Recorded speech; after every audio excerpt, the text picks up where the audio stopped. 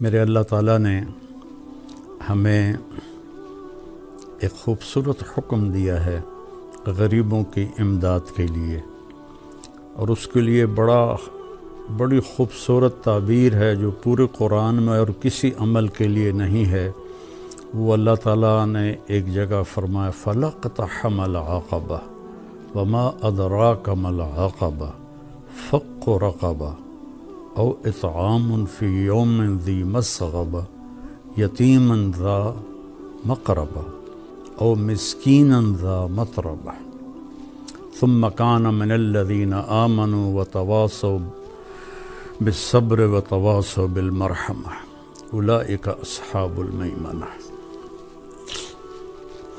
اللہ تعالیٰ نے اعمال کے لیے ترغیب کے لیے مختلف تعبیرات استعمال کی ہیں۔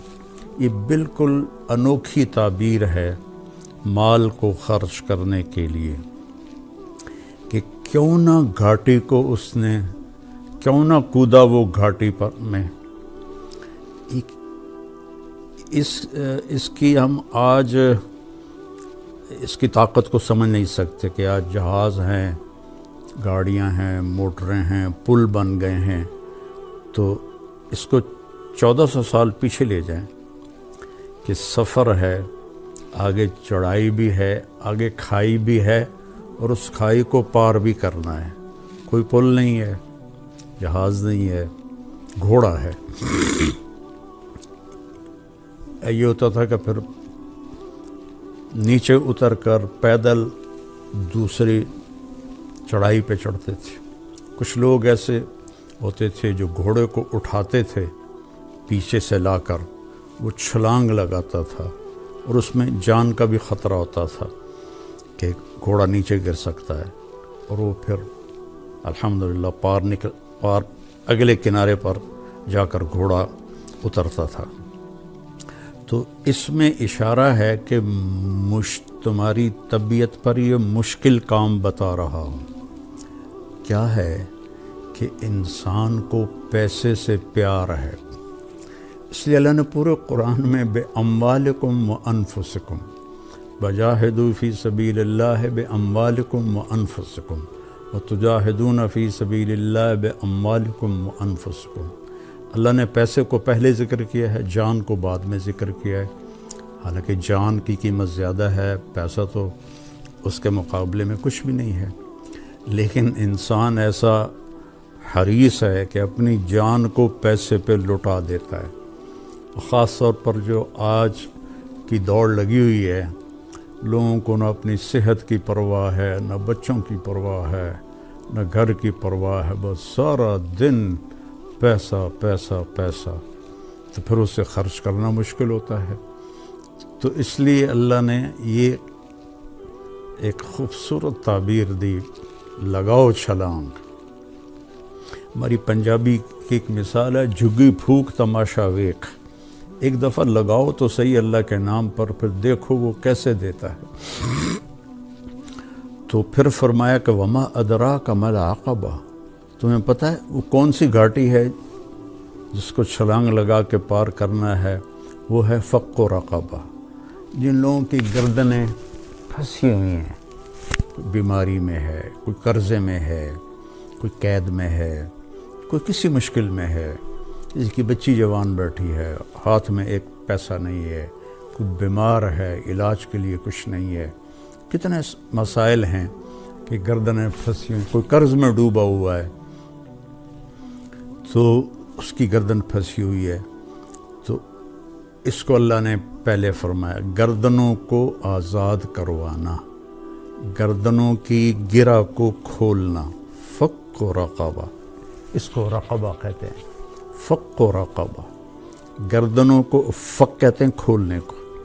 تو اگر آپ اپنے چاروں طرف نظر دوڑائیں تو کروڑوں نہیں اربوں انسان ہیں جن کی گردنوں میں پٹا پڑا ہوا ہے مختلف مصائب کا، مسائل کا، چونکہ سود کی وجہ سے پیسہ سمٹ کے چند ہاتھوں میں آ گیا ہے، اور عموماً لوگ روٹی سے بھی محروم ہیں۔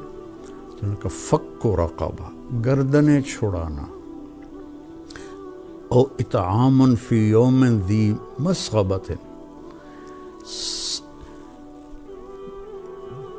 کھانا کھلانا بھوکے کو کھانا کھلانا۔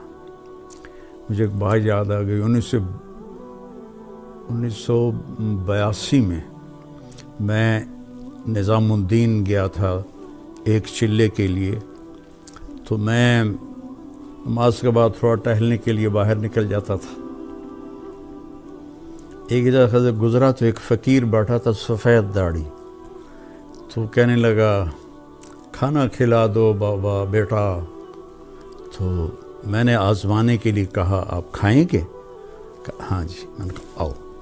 تو میرے ساتھ جلدی سے اٹھ گیا، میں گیا آگے، ایک اچھا سا ہوٹل تھا، میں اسے وہاں لے گیا۔ میں نے کہا بابا جی کیا کھاؤ گے؟ کہنے لگا بریانی کھاؤں گا۔ تو میں نے بریانی کا آرڈر دیا، ایک بڑی پلیٹ آئی، اس پر ایسے ٹوٹ کے پڑا۔ میں نے پوچھا اور منگاؤں؟ میں نے ایک پلیٹ اور منگوائی، پھر اس نے وہ ایسے کھا، جب وہ کھا کے اس نے سر اوپر کر کے کہا الحمدللہ بیٹا آج 3 دن کے بعد کھایا ہے۔ اور ایسے پتہ نہیں کتنے پڑے ہوئے بھوکوں کو کھانا کھلانا۔ یتیم ذا مقربہ، یتیم بھی ہے رشتہ دار بھی ہے، اس پہ خرچ کرنا۔ مسکیناً ذا متربہ، مسکین جو مٹی میں مٹی ہو کے پڑا ہوا ہے، جو ضرورت تو کیا اس کے پاس سانس لینے کے لیے بھی دم گھٹ رہا ہے اس کا۔ ان کو میرے اللہ، ان اعمال کو، سب مال خرچ کرنے کے لیے ہیں۔ اس کو اللہ نے کہا گھاٹی پھلانگنا، چھلانگ لگانا۔ منزل تو اسی وقت ملتی ہے جب آدمی گھاٹیاں پار کرتا ہے۔ اور شیطان کہتا ہے، ایک دفعہ شیطان کی ملاقات ہوئی اللہ کے محبوب صلی اللہ علیہ وسلم سے، تو آپ نے پوچھا تیرے دشمن کتنے ہیں؟ کہنے لگا 15۔ آپ نے پوچھا کون کون سے ہیں؟ کہ سب سے پہلا نمبر تو آپ کا ہے۔ پھر اس نے گنوائے تو اس میں ایک یہ تھا، وہ سخی جو اللہ کے نام پر بے دھڑک خرچ کرتا ہے وہ بھی میرا دشمن ہے۔ اور ایک اور یاد آ گیا، اور وہ بندہ یا بندی جو ہر وقت باوضو رہتا ہے وہ بھی میرا دشمن ہے، اس سے بھی مجھے ڈر لگتا ہے۔ اور شیطان نے کہا کہ میں سخی نافرمان سے ڈرتا ہوں اور بخیل عبادت گزار سے نہیں ڈرتا، کہ مجھے ڈر ہوتا ہے کہ اس کی سخاوت اسے جنت میں لے جائے گی، اور یہ جتنے بھی سجدے کر رہا ہے اس کا بخل اسے جہنم میں لے جائے گا۔ تو اللہ کے نام پہ خرچ کرنا، وما تقدموا لانفسکم من خیر تجدوہ عند اللہ وخیرا واعظم اجرا۔ جو میرے نام پہ خرچ کرو گے کل قیامت کے دن مجھ سے لے لینا۔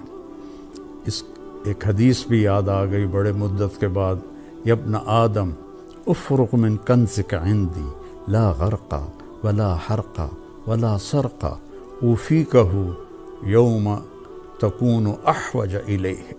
میرے بندے اپنا مال میرے خزانے، میرے بینک میں جمع کرا دے۔ آج کی زبان میں ترجمہ کروں، اپنا مال میرے بینک میں جمع کرا دے، نہ یہ کرپٹ ہوتا ہے، نہ یہ ڈوبتا ہے، نہ یہ جلتا ہے، نہ اسے آگ لگتی ہے، نہ یہ پانی میں ڈوبتا ہے، اور نہ یہ ناکام ہوتا ہے، بلکہ تیرا مال میرے پاس آ کے ملٹی پلائی ہوتا رہتا ہے، اور جس دن تو قیامت کے دن محتاج ہوگا سارا تجھے واپس کروں گا جنت کی شکل میں۔ تو رمضان کے مہینے میں زکوٰۃ دی جاتی ہے، تو میری سارے بہن بھائیوں سے جہاں جہاں میری آواز جا رہی ہے گزارش ہے کہ زکوٰۃ بھی دیں، زکوٰۃ کے اوپر بھی دیں۔ اللہ کے فضل و کرم سے میں پچھلے 40 سال سے لوگوں میں اپنی ہمت کے مطابق مال تقسیم کرتا رہا۔ پھر اللہ تعالیٰ نے بچے جوان ہوئے، ساتھی مل گئے، تو ہم نے فاؤنڈیشن کی بنیاد رکھی 3 سال پہلے۔ تو اب اللہ کے فضل و کرم سے اس کی شاخیں دنیا میں پھیل رہی ہیں اور ملک میں بھی خدمات ہو رہی ہیں۔ ابھی بھی ہماری فاؤنڈیشن نے 2000 گھروں میں راشن تقسیم کیا۔ ہماری فاؤنڈیشن تلمبا میں ہے، لیکن ہماری ٹیم کہاں گئی؟ جنوبی پنجاب، سندھ، بلوچستان، جو جھونپڑیوں میں رہ رہے ہیں لوگ اور ایک ایک دانے کو ترستے ہیں، ان تک جا کر پہنچایا راشن۔ اگر آپ کا تعاون اور ہوتا تو ہم 2 لاکھ گھروں تک پہنچ جاتے، کیونکہ ہم تو اتنا ہی خرچ کرتے ہیں جتنا بھائی دوست بہنیں ہماری مدد کرتے ہیں۔ اور میرے نبی نے سب سے پہلے یہ میرے نبی نے کیا ہے کہ آپ نے اصحاب صفہ کی کفالت فرمائی، اور روزانہ رات کو آپ مدینے والوں کو جمع کرتے اور کہتے بھائی یہ غریب لوگ ہیں، کون کھانا کھلانے لے جائے گا؟ کوئی 1 لے جاتا، کوئی 10 لے جاتا، کوئی 2 لے جاتا۔ حضرت سعد ابن عبادہ بڑے مالدار تھے، وہ کبھی کبھی سب کو لے جاتے تھے، یا اللہ سارے، یا رسول اللہ سارے ہی میرے پاس بھیج دیں۔ تو یہ روزانہ کی آپ کی رفاہی محنت تھی غریب لوگوں کے لیے۔ اور یمن کے لوگ آئے تو ان کے چہرے کی کھال پھٹی ہوئی خشکی کی وجہ سے، تو آپ لرز گئے اور آپ نے فوراً جمع کیا مدینے والوں کو اور ان کے لیے چندہ مانگا۔ تو یہ میں اپنے لیے تو میرے مدرسے پچھلے کتنے سالوں سے اللہ مجھ سے کام لے رہا ہے، میں نے کبھی اس طرح بیٹھ کے مدرسوں کے لیے چندہ نہیں مانگا، لیکن جب سے یہ غریبوں کی دعائیں سنی اور ان کی ضرورتوں کو پورا ہوتے دیکھا۔ کل ہی ایک عورت میرے پاس آئی کہ جی یہاں گلیوں میں مانگتی پھرتی ہے، کہنے لگی جی میں کرائے پہ رہتی ہوں، 5000 کرایہ مہینے کا، وہ کیا ہوگا جس کا کرایہ 5000 ہے؟ تو 3 مہینے سے کرایہ نہیں دیا اور اب مالک مکان نے کہا کہ گھر خالی کر دے، میں بیوہ ہوں، میرے پاس کچھ بھی نہیں، تو میرا 3 مہینے کا کرایہ دے دو۔ تو میرے آنسو نکل آئے، میں نے 15000 اس کو پکڑایا تو وہ میرے پاؤں میں گر گئی، حالانکہ 15000 کیا چیز ہے، میرے پاؤں میں گر گئی۔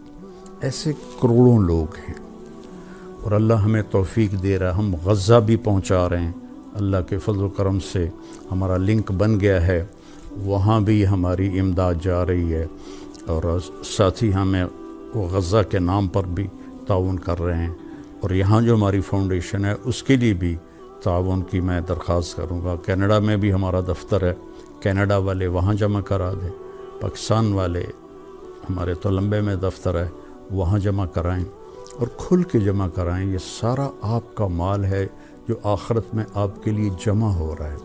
ایک لیب بنائی ہے جو لاہور کی سٹینڈرڈ کی ہے، اور اس میں ہم نے تو مفت رکھا تھا، لیکن لوگ آ کے پیسے دیتے ہیں، چونکہ جو دوسری لیبارٹری میں جو ٹیسٹ 2000 میں ہوتا ہے وہ ہماری لیبارٹری میں 500 روپے میں ہو رہا ہے، اور اس کا رزلٹ لاہور کی کسی بھی بڑی لیبارٹری سے ملا کے دیکھ لیا جائے بالکل اس کے مقابلے میں ہے۔ تو یہ آپ لوگوں کے تعاون سے ہی ہے۔ میرے نبی نے غریبوں کے لیے چندہ مانگا، تو میں بھی آپ سے اپیل کرتا ہوں کہ آپ ہماری فاؤنڈیشن کی مدد فرمائیں، زکوٰۃ بھی ہو، زکوٰۃ کے اوپر بھی ہو، صدقات بھی ہوں، نفلی بھی ہوں، فرض بھی ہوں، تو یہ سب آپ کے کھاتے میں جمع ہو جائے گا۔ اور میرے نبی کا فرمان ہے کہ سخی اللہ کے قریب ہے، لوگوں کے قریب ہے، جنت کے قریب ہے، دوزخ سے دور ہے، اور بخیل آدمی اللہ سے دور ہے، جنت سے دور ہے، لوگوں سے دور ہے، جہنم کے قریب ہے۔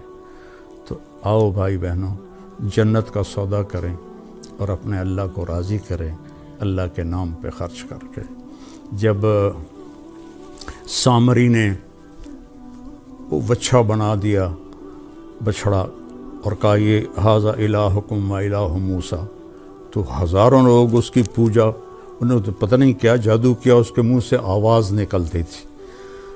تو موسیٰ علیہ السلام کوہ طور سے واپس آئے تو دیکھا وہ بچھڑے کی پوجا کر رہے. تو اللہ تعالیٰ سے پوچھا یا اللہ کیا حکم ہے؟ کہا ان کی توبہ یہ ہے انہیں قتل کرو. تو ان سب کو قتل کیا گیا. اور موسیٰ علیہ السلام رنجیدہ سے ہوئے تو اللہ نے ایک دم جنت دکھا دی کہ دیکھ تیرے بندے یہ جنت میں بیٹھے ہوئے ہیں جو قتل ہوئے ہیں. سامری کو پکڑا. جب اس کو قتل کرنے لگے تو اللہ جبریل آ گیا کہ اللہ کہہ رہا ہے اسے قتل نہ کرو، اسے چھوڑ دو، یہ ویسے ہی مر جائے گا. موسیٰ علیہ السلام حیران ہو گئے، یا اللہ سارا کام تو اس نے خراب کیا، وہ ساری بے ایمانی تو اس کی تھی، سارے نے سجے تے پا چھڑیا، تو انہوں فرما رہے ہو بھی چھڑ دے ماں کی وجہ ہے. اللہ تعالیٰ فرمائے کم وقت سخی ہے بڑا، تو سخی نو قتل کرنا مینوں چنگا نہیں لگتا، اے آپے نو میں مار دے گا. تو وہ بخار سے مر گیا تھا. تو میری اپیل ہے آپ سب سے کہ آپ کھل کے تعاون فرمائیں. السلام علیکم ورحمۃ اللہ.